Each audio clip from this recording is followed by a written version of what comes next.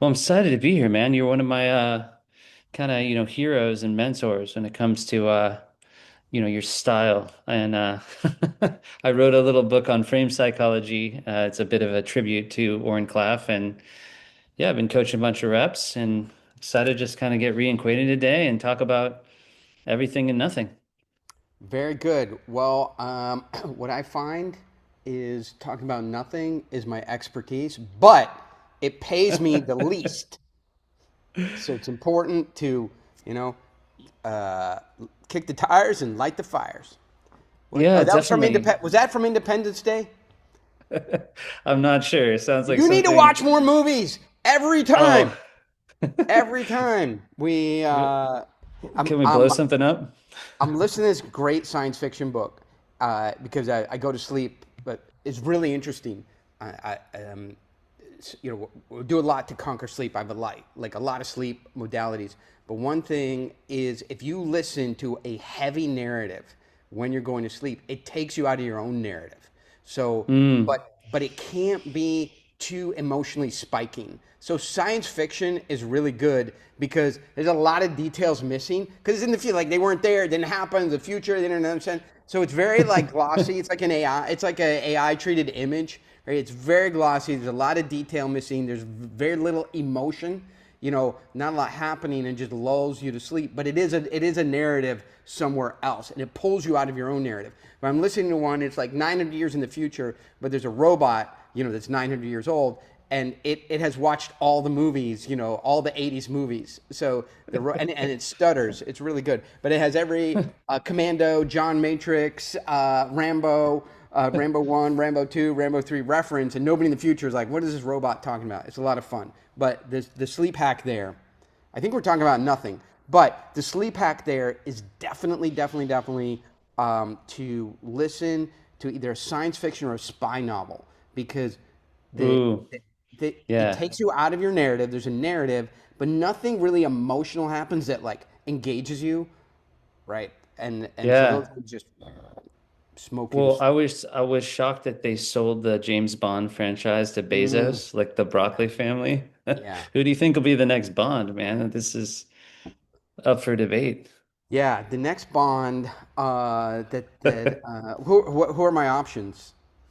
They're saying like everyone from like Idris Elba to I don't know the guy that was Superman. It's gonna be someone unknown, I'm Yeah, sure. both of those are wrong. Idris Elba's good. He's old. Uh, there'd be some old Bonds, but I think Yeah. Idris Elba, the Wire era, yes, but that Yeah, that was a good was one. 22 years ago. Time Um, really flies, man. I mean, when do you think the AGI is coming? When are we gonna have full artificial intelligence? yeah, I mean the guys are saying that they're going down the wrong. The LLMs aren't going to get there. Yeah. Yeah, How have things changed since you wrote Pitch Anything? Like is the game fundamentally the same or is there structural changes based on the 2020s? It's the same neuroscience and brain. Curious your stance on that kind of mystery sandwich question. it's funny. I think the politically correct answer, and if you read, all the tweets and all the Instagram and all the commentary, it's like the kids today are not going to be able to function in the future. They're not going to be able to use maps. They're not going to have spatial understanding. They're not going to have reasoning. But literally today at breakfast, I walked in and my son is doing his math homework with a 33-year-old TI 83 a TI 83 calculator that he found in my closet because they jam it into their heads at school. Of course, he's not in a public school, but they jam his head into school. You're not allowed to use the AI. The AI so he knows the AI is dysfunctional to his thinking, and he doesn't even attempt to use it because he's not allowed to. But we don't monitor him at home, and he doesn't use it at home. And he dug up this 33-year-old calculator to do his. He's 12, and That's and so I awesome. think I think all is not lost. The really the AI today in marketing is making lead acquisition sort of 10 times easier, Hmm. but conversion remains a very human element. So I think about the some of the podcasts I listen to, and I give you analysis that I heard, but I'm sort of reprocessing and regurgitating here. It's if you think about everybody is fighting, for it was 30 seconds, right, in the 2000s. In 2010, hey, you're fighting for 20 seconds. Now you're fighting, in the sort of Mr. Beast era. And now you need the thumbnail, and all the conventional wisdom is you're fighting for the first 7 seconds, right? Listen Wow. to two horrible podcasts. Smartless, all right? Nothing happens for the first 12 or 15 minutes. It's inane banter. Okay. Wow. And then Joe Rogan is 3 hour long. Crazy. So if the world is you have to get somebody's attention in 7 seconds, how is there 15 minutes of nonsense and then another 45 minutes basically of nonsense in Smartless, and then in Joe Rogan has there 3 hours of content engaging people. Now there are answers to that, right? And the answer is Joe Rogan has celebrities, he has Hmm. fighters, or he has subject matter experts, basically on conspiracy theories, right? And so what Right. happens is those are areas to recluse after you're like, I can't take the news cycle, I can't take another dog walking course, master class, learn physics, I can't learn theoretical mathematics, how to Uh, become a great writer, be James Patterson, how to build my own spaceship, how to think like it, like fuck me, right? I just want to hear about ancient civilizations and the totally. possibility of Area 51 being an actual real It's thing. gotta be true. Yeah. So, you There's know, the aliens. my, my point is there is still room for narrative. Yeah. All right. Story. Like the world is starving for content. I think a big fascination with my readership and the people I coach is they don't know how to take that 6 or 7 figure mindset, like the millionaire mindset. It's a frame. It's like, how do you become Oren Klaff? How do you hold yourself like you? Is that something that can be done by reading your books and watching your YouTubes? Is it just repetition? Is it pain? How do we get the next generation there to have that sea level gravitas and be able to So really where is there, right? If you don't know where you're going, you're definitely going to get to where I spent half my life. Here, write this down, right? If you don't know where you're going, you're going to spend 15 years running in circles just like Oren Klaff did until you figure this out. So we have a client. Okay. We have Yeah. an investor. And I'm, for your guys, I want to be careful. I don't want to bang the drums, but you can look at the SEC documents um, from the valuation of one of my portfolio companies. You can look at my ownership position in it and see a lot of it in the common stock, and you can basically impute publicly my net worth, right, in one of my portfolio companies that is has liquidity to it, and it's you know it it's very it's a number that I would not have been able to tell my younger self I'm gonna be there at this number and have it believable. It's an unbelievable number, right? Um, and so I've done it in this company as that I'm talking about that I have a very high net worth in. Uh, Look, if Bill Gates woke up where I am today, he'd be like have to go to mental health therapist for suicidal thoughts. He's like, where is it all, right? There's guys on the other side of town. If they woke up where I am today and they're like, I died and gone to heaven, it's like 82 virgins and Lamborghinis everywhere. How did this happen to me? So it's all relative, but it's good. So along the way to this, we had an investor who we were trying to get in the deal. He's now put in, $2.5, $3 million, right? We went out and saw him. One of the guys did. Very difficult investor, over the age of 65. I don't want to give him away. And we pitched him. We had lots of conversations. He went completely dark and silent. We stayed on it.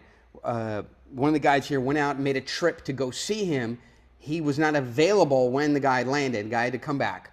Went a couple weeks later, finally saw him, came back, still a no, got him on a Zoom call, and finally the guy coughs up. He goes, listen, I like you guys. I will do $1 million. So there's four other team members on this call. And what Yeah. we're talking about here is like where is Oren Klaff today and how do you get there? So the guy goes, Exactly. I will Yeah. do $1 million. $1 million is not nothing. It's not everything to me. I have $45 million in this deal. So it's not everything, but it's not nothing. It's $1 million, $1 million still today. And he goes, I will do $1 million. And the 4 team members that are on the Zoom call, you could just see them go like, oh my God, we worked this account to death. Thank God he come in. And I go, Joe, no, that doesn't work for me. That's not a big enough number. And just you Uh, hear a silent death from 4 other guys going, how, what is happening right now? Like, we've been working this for 3 months. Finally, we got a yes, $1 million. That wire can come in tomorrow. And I go, no, that's not going to work. It's got to be $1,250,000. And they're just, you could see the internal pain in these 24-year-olds faces. And he goes, yeah, I can do that. I go, then we have a deal. So do I think the extra 250,000 means something? On top of 45 million? No, but the instinct there is if he goes, okay, I'll do $1 million, and I just roll over and go, oh, thank God, right? He's going to detect some weakness, and hmm I still have to give him that final hurdle to go over, and still have to show the respect. Now that has some instinct. Do not leave here. And every time somebody goes, yeah, I'll buy your software, I'll do an account, and you go, no, it's not going to happen. You have to buy the software and the warranty, and the recurring upgrade. And so where you want to get to a place is when your instincts are trustworthy. Tom Hopkins, dug up some research which was, and everybody's familiar with it now, the unconscious incompetent, the conscious incompetent, the so the unconscious incompetent, the conscious incompetent, the conscious competent, and the unconscious competent. You know that That's the one. framework? Yeah, that's a great framework. I like it. Yeah. So, I'm somewhere floating around, um, somewhere between retard maxing and the unconscious competent. You can go so far into being so competent that you come full circle and you go, why the fuck did I do that? Like, we needed that $1 million, right? So Yeah. you could get so good that you can be bad, and I think that's where you want to be. So good that you can actually be bad. But how do you get there? Is it reps? Is it instinct? Is it, is it study? And I think the answer is you have to dig in to the human side of things. the hmm that you have to dig in to so the way I close investment is like I have some of the biggest programs that you see online today that you see their advertising everywhere, from sort of Russell Brunson, Alex Hormozy category of folks, call me up and they go, how are you doing these numbers, right, on your own with no team? And I go, well, I'm doing the webinar, and then I go from the webinar directly to a Zoom, and then I just talk to people one on one, right? And now I have to do it fast. I have 75 people on the Zoom. I got to talk to every one of them, right? So, all right, well, the 18-year-old, who's like at a couch in his home or in the car, yeah, I got some early signal on him. He's not like $1 million investor, So I'm like, Jim, Chang, Prajesh, whatever your name is. Are you a learner, or are you an active investor that can write a check in the next 90 days if you find something you love? Because my instincts tell me from what I see, and sometimes I get it wrong, you're in learning mode. Is that right? Yeah, I'm just kind of learning. I'm like, great. I'm going to put you in the learner lane. Then really, I don't want to be, like the Minnesota Ice and profiling, but like the 55-year-old white guy in a mortgage office, with like a Incubus mortgages in the background and some typing and office looking stuff, dialing in on a how to grow your wealth webinar, by me, looks like a pretty good candidate for an investor. So I'm like, hey, Jim, what's going on there? Right? He goes, yeah, I'm really interested in the subject. I go, give me a takeaway that you had from the webinar that hit you in the head? Well, I really like the way you did the royal flush and organized, how investing works. I go, great. Of the deal you saw, is that something that is interesting to you and you'd like to move forward with me? Or is this a good stopping point and you switch from being active into the learner lane? He goes, no, I'd love to move forward with Right. you. I go, great, Nate, take him. So that's 30 seconds, 45 seconds, right? So yeah, it takes me 60 minutes to get through 75 people, one by one, instead of sending them off to a sign up form. Right. The personal Right. touch. I mean, you're really courageous too. I noticed that, you'd rather play chicken on a deal than take a bad deal. You're willing to walk. That's something I'm always encouraging people to do. They're fearful. It's like just jump out of the plane, It's courage is a really interesting virtue. I know Winston Churchill said it was the most important one. Did you develop that as a muscle, as scar tissue, as muscle memory going into so many of these deals and getting shot down and then pushing back and being like, oh, I can push back and getting more confidence to punch. You know what I mean? I I read this once, and when you hear this, you will either say that means something to me or I don't give a fuck. And that will really determine, I don't know, nothing or everything. All right? Because there's some crappy people who make amazing economics work. Of course, they all end up in Ty Lopez's spare bedroom. But here's what I heard. Too funny. Soft lies the head on a pillow of the clear conscience. Yeah. Soft lies the head on the pillow of a clear conscience. It's not the daytime, it's the nighttime, right? You can do Hmm. anything during the day. You can do any, you coffee up, you soda up, right? You protein powder up, and pretty much you could take anything on. Then the day ends, start to wind down. If you have a family, spend time with your family. You go to the gym, you do whatever, watch some football. Are you watching Pluribus on Netflix? So No, you're good. not watching anything. You watching it? No, I've seen it. I've seen the whole thing. It's amazing. It's good. They did amazing. They did an amazing job. They did an amazing job. The cinematography there is amazing. But anyway, you're sitting down watching Pluribus. Did you watch Your Friends and Neighbors? Very good with John Hamm. I definitely Also recommend it. saw that. I love John Yeah, Hamm. they did a Yep. great job. They're doing a season 2 of that. They did a great job on that. Those are I both can't good. figure out if John Hamm got out of shape, like got dumpy and old for that part, or if he's just dumpy and old and then did the part. But he's kind of looking, made me feel good about myself. I think I'm 10 years older than him. So you watch Pluribus or, spend time with your family or wind down, or go out and have a dinner. And then you have to brush your teeth. You have to, put your pajamas on or whatever. And then you got to go to bed. And here comes the noise, right? Here, because the mind understands what you did during the day to get Hmm. there, right? And the um, I think every single person listening to this, if we sat them down and we ran them through 99 social situations, and you say wrong or right on USA America values. I don't know how they do it in Moscow. I don't know how they do it in Costa Rica. I don't know how they do it in Sweden. But in the United States of America, right? Hey, I showed up to a meeting. I was 10 minutes late, and I told everybody, hey, I'm glad you had the opportunity to wait for me. Wrong or right? Wrong. Right? Hey, I was at the coffee shop and a lady was trying to get in the door, and she's like, 86 years old, and she got her cane stuck in the door, and she was fighting with it. I was paying, and what should you do? Well, I should just stop paying, walk away, give up your line, give up your place in line in busy coffee, and help the lady get in the door. Wrong or right?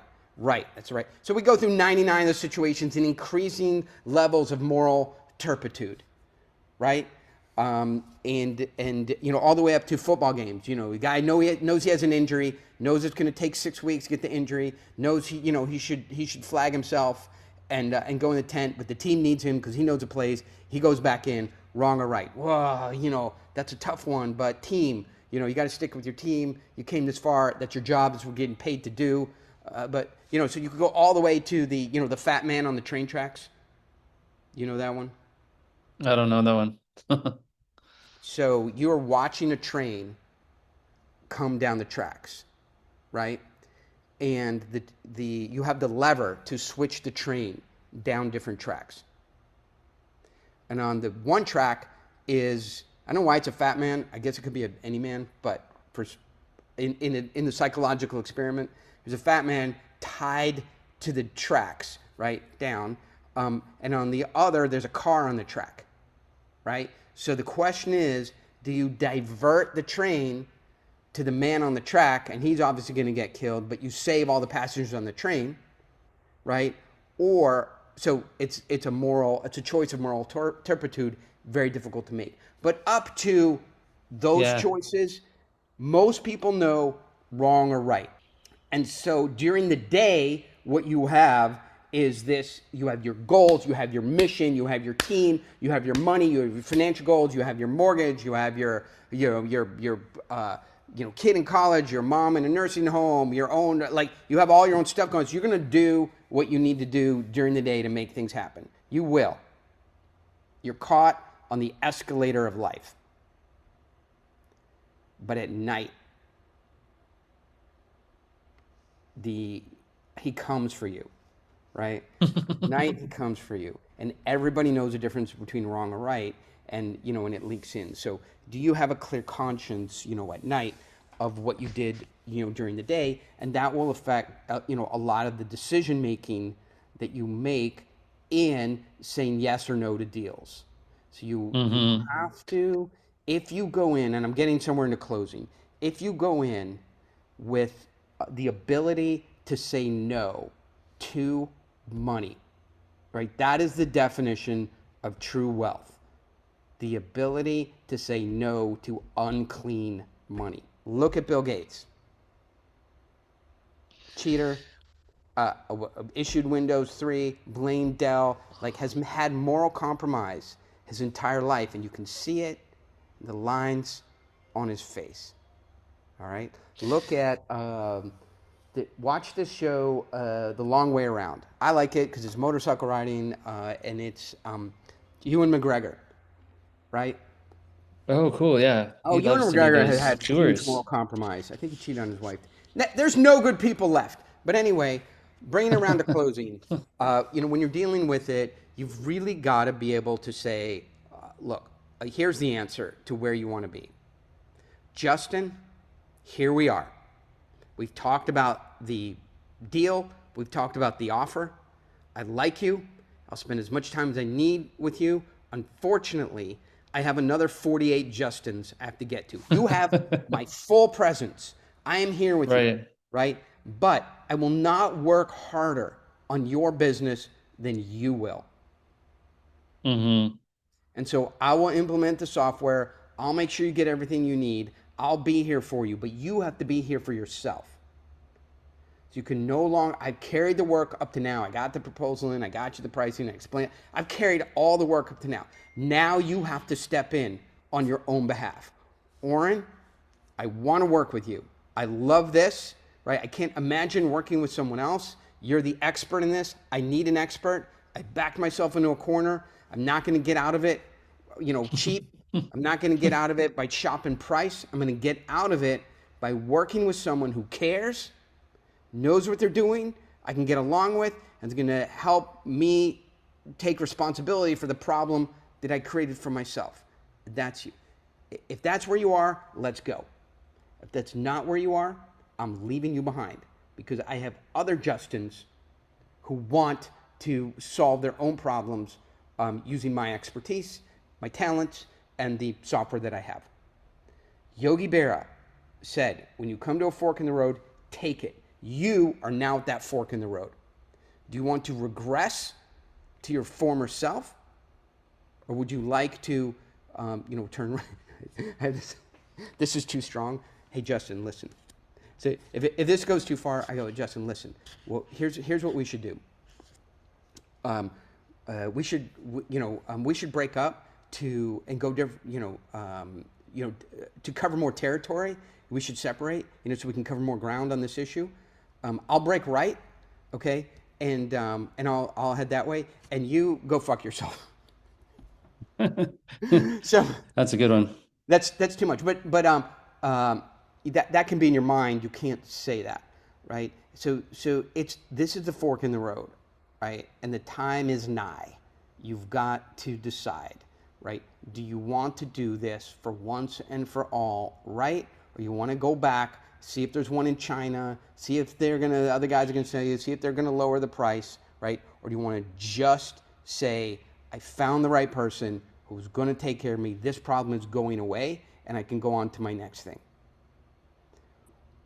What should we be doing together? Yeah, that's a great philosophy. I was gonna ask like do you have like a concrete goal setting process that you use to push yourself to some of these levels? Oh, you mean like buying a $17 million house and then going, I got to pay for it? Um, I think the the deals that I'm in need financing, and the financing is the goal. It's the self-setting goal. And so I've got to get capital into that. Commit to the capital. I know the capital's out there. And so this is different than sales or conversion, but I call it the map to money. And so I use my instincts to go, there's a map to money here. All right. But when you set out from, you know, Encinitas to where, Southern California to Northern California to San Francisco, you have a very good visualization and idea of the next 50 miles. The last 150 miles are like, yeah, I have a map, we have GPS, like where are you going to get gas, where are you going to eat, how hungry you're going to be, are you going to go the coast road, do you have to go? Those decisions, even though you have the map, you're going to make when you get closer. So I have a general map, and I have the first 50 miles mapped Got out. it. And so it's a Yeah. map. So there's a map to money, and then the next thing I do to shift the metaphor, because the map metaphor runs out very quickly, is fracking. I don't know where the money is going to come from. So we're not on the Right. map anymore. The map, it's just the territory. But what I do is I go, okay, there's money in this direction. There's money in this market. There's money. I know there's money for this deal. And now I'm going to put the pitch together. I'm going to put the pitch in the market, and I'm going to pressurize it. And the money will pop out. So I don't know, because what everybody wants to know is like, where is the borehole? Where do we Right. set the pump? Where is the money going to come out of? Where's it going to come from? And my answer is, I don't know. But I am going to containerize I'm gonna frame off or fence off or get wrap in the the social, technological, and market of where I know the map to money tells me there's money. Then I'm going to take all of my tools, which is really my pitch, my character, my ideas, and into that territory, and then I'm going to put it under a huge amount of pressure, and money's going to pop out. And so, I could be looking in that direction and putting pressure there, but by the act of fracking, it pops up behind me, and I got to be able to spin around, and get the bucket and let the money come into the bucket. If you go, I'm going to Sand Hill Road, and I'm going to pitch 15 venture firms, right? That is not fracking. That is playing the numbers game. Right. That is one thing that you'll hear a lot in Silicon Valley. It's a numbers game. You got to talk to 100 guys. You got to talk to 150 guys. I love this Rambo lore, right?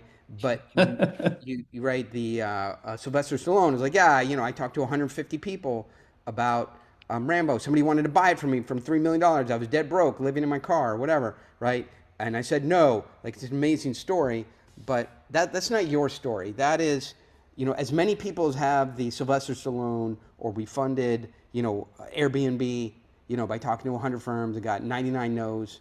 Like, as much as those stories are evocative, The problem Hmm. is there's 99 of those where somebody did talk to 150 people, and then, got infinite no's.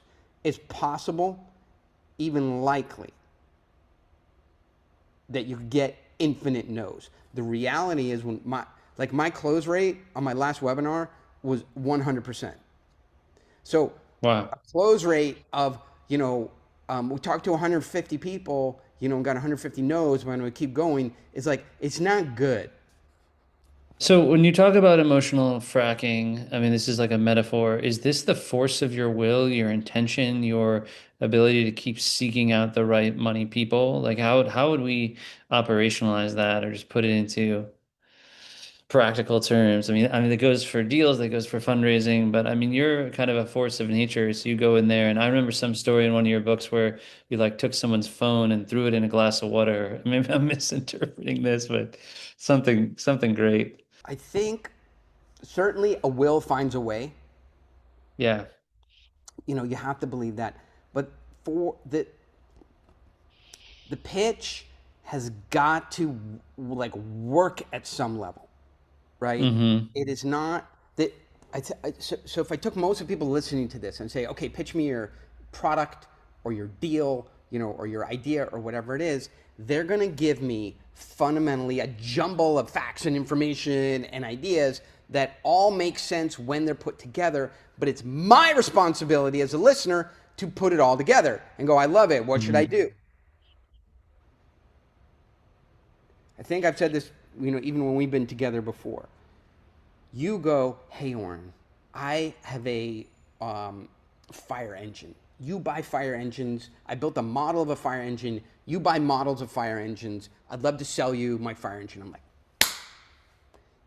great. I'll walk in of fire engines. I love model fire. I don't, but just for the example. Yeah. I love model.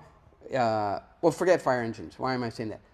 I built a model of a Ducati Panigale 1299R Final Edition. Right? You have a Ducati Panigale 1299R Final Edition yourself. I built a model of it that's absolutely gorgeous. There's no way that you wouldn't be interested in it. Right? And I go, great, of course, I'd love to see the model. You come in a box, violin music, you open the box, and I look in it, and it's 500 fucking parts, right? And I go, what am I even looking at? And go, yeah, this is the model. Like, we got to put it together. And I'm like, no, that is not what I buy, right? I buy, I buy put together models. So you are bringing a mental box of parts Right. that yes, if you assemble all these mental parts, all these emotions, all these ideas, all this technology, all this market opportunity, all this talent correctly, it is a company, it is an idea, it is a product, right? But you're leaving it to me to assemble it into its final state. Maybe a better example would be like, well, the fairings aren't on and the wheels aren't on yet, but we got to glue and put the stuff on. Like, it's not finished. You've got to finish the whole story and be able, to, have the offer, so compelling that somebody wants to go forward. Who does this? Internet marketers, right? The problem is, if you watch the internet market, well, you tell me. Like, if you look at the internet marketers, I don't want to mention. I know them all, so I don't want to just call people out here and have them. Of course, they're all going to listen to your podcast and then go, "You called me out on Justin's podcast." Why can't you just watch those frameworks and adapt them to your software, to your construction company, to your consulting service? Like, what's the flaw there in your mind? What works for one person might not work for everyone. I think there's something to that. I would say those, if you look at those frameworks, right, they are built for all the guys who sell it they it's for BizOp, right? It's for small entrepreneurs who any amount of increase. So if they spend $100 on a course and they can increase their revenue by $200, that's a good buy, right? Microsoft is not going to buy something for $100 to increase their revenue by $200, right? They're going to buy Right. something for $3 million to put, to 29 to $58 million of new revenue systemically in the deal. So they don't those offers don't scale for real businesses. They're for everyone, right?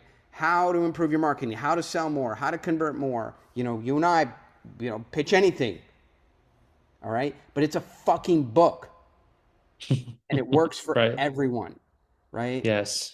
So if you see how somebody sells a book or somebody sells a marketing course and try to apply that to insurance, it breaks, because what happens is they're appealing to a psychological greed and a psychological need and a psychological desire that doesn't naturally occur in an insurance buyer.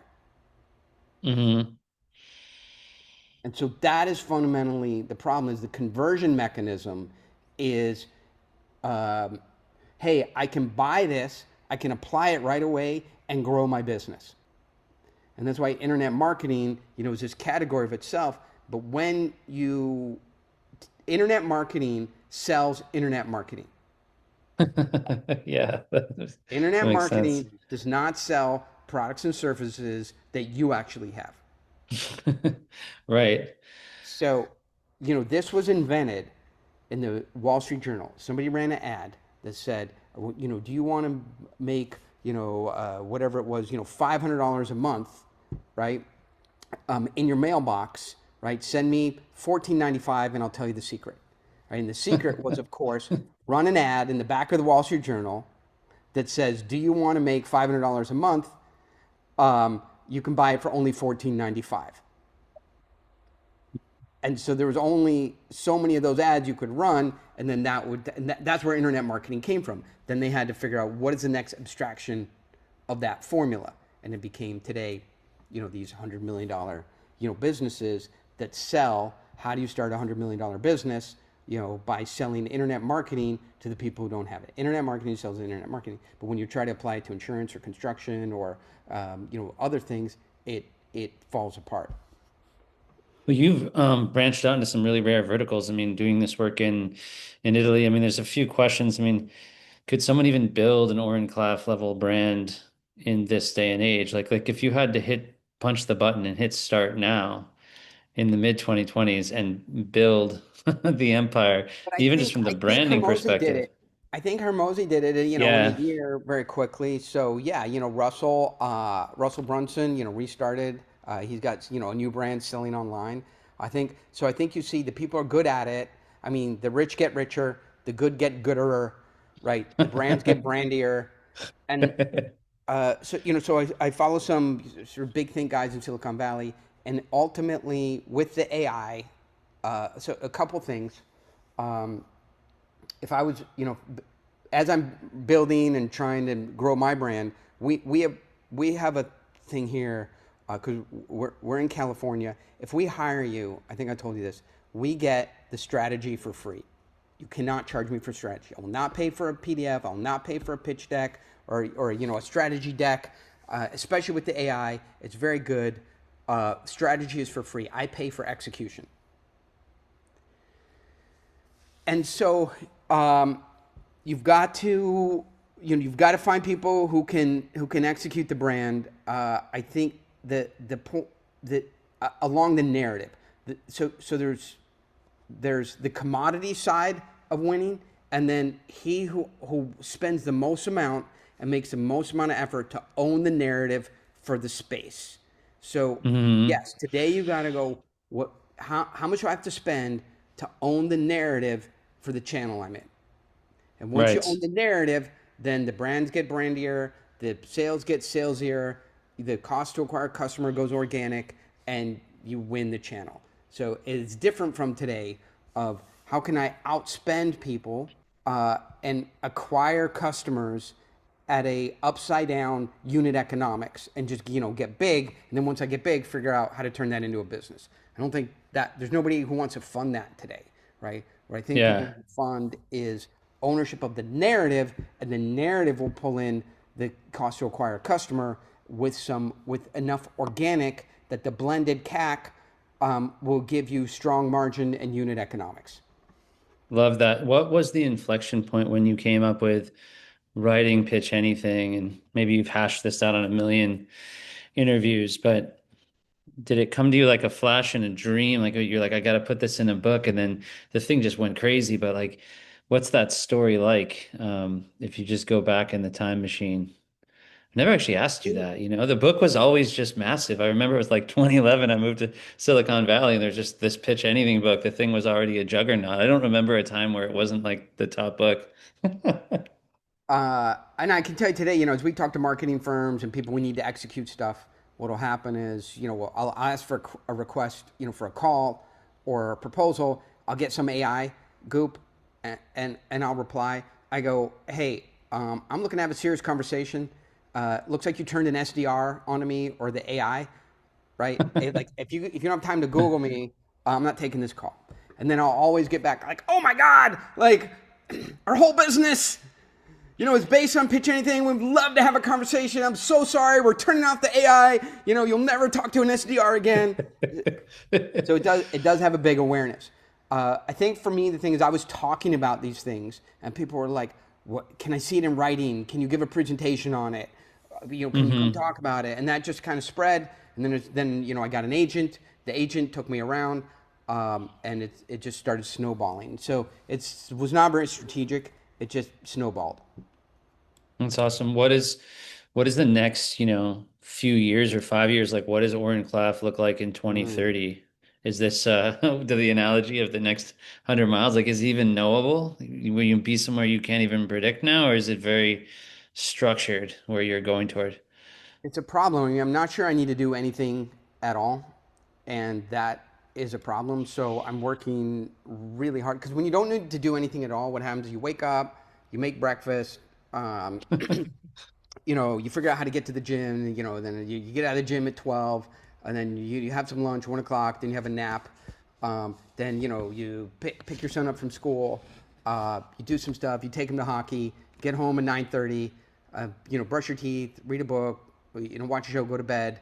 By 10:30, wake up, track your aura ring. I need a whoop. And then you're like, oh, I need my breakfast to be like perfectly protein and the right amount of calories and more how much vitamin how soon am I waking up and getting sunlight into my eye, like it's an infinite number of things that you could do that don't matter in our culture that suck you in, right? And so unless you have something to do, you just get in this infinite woke, I call my son the woke youth of Encinitas, like that, he could live his entire life without ever knowing that you need a job, should have a job. There's like infinite things to do that have, it's the Elon Musk utopia, right? Where like, hey, don't worry about don't save any money because in the future you won't need to do anything. And that's kind of, I rushed ahead to that. So I throw myself into these very difficult situations to keep me, incredibly busy. Like if, by the time this gets out, you won't be able to come here. But we have a car event here called Cars and Capital at this facility. Cool. All right. Yeah. So it's a supercar event, where our investors come and people come in and they can see, a bunch of supercars. But we don't need anybody else to bring supercars. It's just all mine. It's a secret of the event. So we can have the event without anybody else bringing a single car. It like requires an Brilliant. organization. We just walk over to that building, drive all the supercars over to this building, and we have a supercar event. And when it's over, there's no cleanup. We just take them back to where they park over there. Um, rather than spending all day polishing, cars and motorcycles and hanging out with that crowd, because you could see them just go into decline, and they're like not current. 6-7 like blows their mind. They've never played Fortnite. They're just like not in the hunt. I'm going to the Winter Olympics next week after, to see the men's, taking my son to see the men's gold finals. Hopefully USA will be in it, the hockey finals, right? Nice. So I just started telling the people I'm going, and it just so happens that a guy I know, Mike Eruzione, is going as well. And I'm meeting some people from our manufacturing company in Italy there, so I'm sort of blending personal. And then, Mike Eruzione was the captain of the USA 1984 USA versus USSR Olympic championship team. It's like, did you see Miracle on Ice? Sounds familiar. Miracle on Ice is a Disney movie, and Hmm. it follows the journey of the 1984 men's Olympic team, which beats Russia, right? Ah. And so the Russian team were professionals, and the U.S. team was college kids. And so you may have seen that Herb Brooks, who was the coach there, who the big quote from that movie is 10 out of 10 times 9 out of 10 times, whatever it is, right? They beat us. This game, they win, but not tonight. Tonight is our time, right? And it's just like this incredibly hard fought hockey game with college kids against professional Russian athletes, and they win. So it's called Miracle on Ice. But the guy who's captain of that team is named Mike Eruzione, and he happens to be going there because it's the Olympics, and he won the Olympics, and they fly him there. But I know him, so we're meeting him there. Manufacturing company is going there. You got to stay in the game at a high Yeah. level, or you won't be able to go up to another level. So for me, my focus is getting one of my portfolio companies public. Hmm. It's a couple $100 million event. Staying in it with podcasts like this, staying in it, issuing new content, keeping the content fresh. Hard to write another book. That is very time consuming, but that is Yeah. you got no matter. I mean, what is Elon Musk doing? Like just starting boring companies and like Drilling holes. he should just pull drilling holes. He just should pull the handbrake, and step off the planet. But he's like, I want to build great stuff. I want to help the government. I want to Well, keep going. I want these rockets. I want to go to yeah. Mars. So otherwise, you just fade to gray, fade to irrelevancy. So I want to stay in the mix. Well, I think your stuff, Thomas, man, it was so great getting to catch up. You're one of the people that I think a lot of us ask ourselves like what would Oren do? You know? It's like a important question. If you're selling, if you're I've been in software sales forever and now coaching and consulting, but I think what you've done around frame psychology and just sort of the hubris and the style of just giving people the courage and the confidence to go after big things and big deals is exciting. So, Got to get in there. I want to answer the question you asked a half hour ago. You got to get in there and mix it up with people. It's not about getting a no, right? yeah, Everyone's like, "Oh, get no's." I saw it today, like 1,000 no's. There's a book out there, like that's garbage. Mental health thinking, right?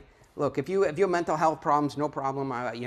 Everybody's either been there or potentially been there or felt frustrated. But going out and getting a bunch of no's is not the solution. It's mixing up with people, right? Establishing your values, trying to put something, to get a decision, help them make a decision, and it's not about getting a no. It's about getting a definitive answer. This is right. the value. These are the features. This is the benefits. This is the expert. I need to know. Are you in or out? That is a little bit different from riz or confidence, right? And I'll give you the word that we can talk about next time. What's the word? It is It's the word of the giving day. people certainty. I love that. Yeah. If I were if I were to write another book, it would be called Certainty. Hey, Claude, yeah, write me a book called Certainty based on my other two books, and take this recording of Justin that we had today, edit out everything that Justin said, amplify everything I said, and Perfect. write a Exactly. book, call it Certainty, publish it, and send me $1 million. I like it. 1.2 million. You got us for more. It's Yeah. good. All right. It's been Thank you, been a Justin. blast, man. I appreciate you, Warren. We'll see you Talk to soon. you soon. Great seeing you.